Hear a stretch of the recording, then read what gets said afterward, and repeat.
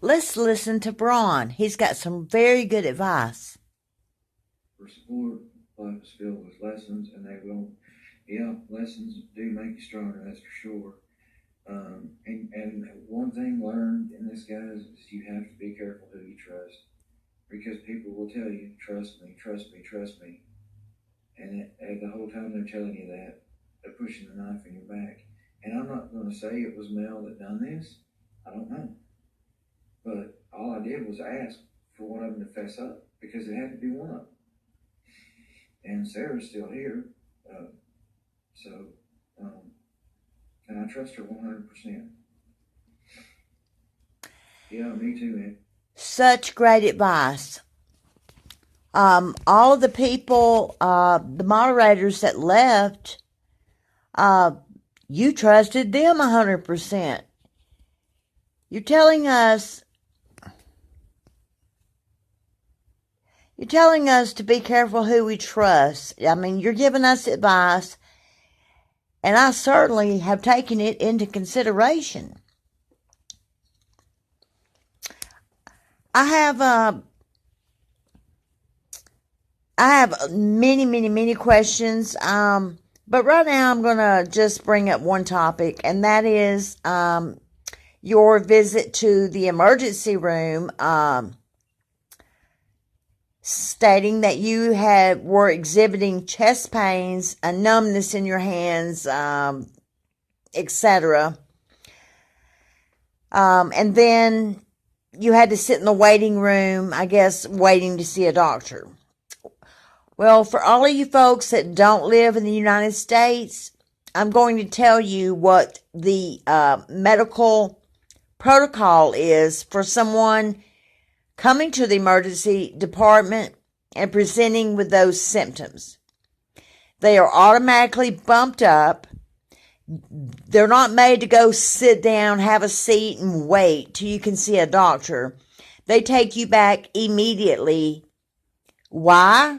Because, God forbid, they don't want you to have a heart attack right there in the emergency room, to where they're going to potentially face a lawsuit. They're going to take you to a room.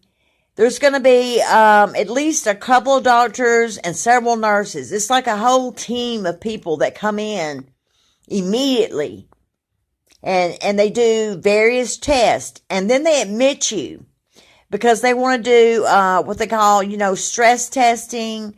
I know echocardiograms. I'm not sure what all the tests are. I know this because I myself have been admitted for the exact same thing. Also, my brother is a doctor out of Orlando, and I'm pretty close to some doctors and someone from a couple people, or a few people actually, from the sheriff's department. I just know how that's just the standard protocol. They would not just say, "Oh, okay, you're having chest pains. Go have a seat. We'll get to you when we can." Now, of course, life-threatening patients, they're involved in a car wreck and their life is in danger. They're going to see those patients first, which, unless there was some kind of mass, car wrecks and all kind of things going on that day, it just doesn't make sense to me. But to tell you to go and have a seat, and then you get on YouTube and watch videos or chat or whatever it was that you were doing. I'm just speaking for myself on this one. I know that I've been in the emergency room many times because I have a host of things that's wrong with me that will be cutting my life short early. But I'm not on here begging for money. I'm simply trying to prove a point. I have some other things that will be coming out,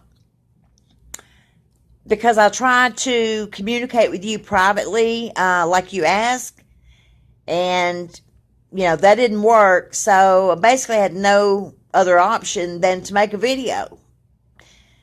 And I just want people to know, like, first of all, you didn't have to even tell us that you went to the hospital.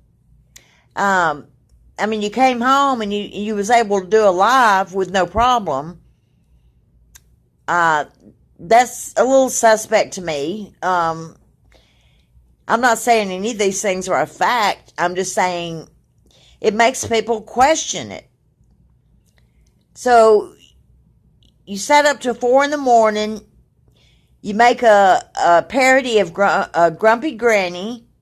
Then you do a live video accepting donations, but telling people, oh, don't send donations, when all you had to do was cut that off.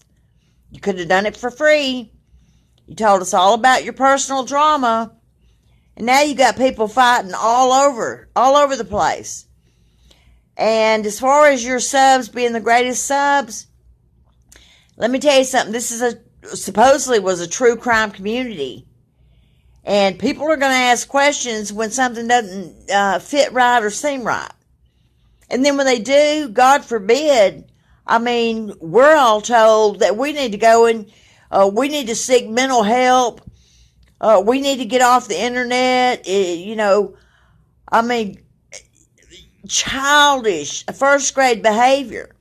People are telling me how crazy I am just to even put these videos out here.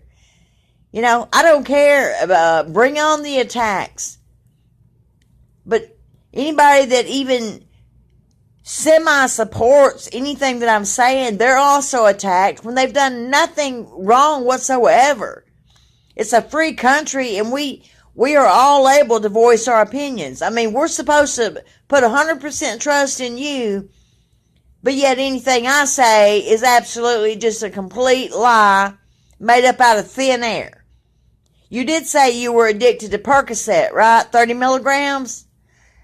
I'm going to check up on that because I'm very familiar with opiates as well.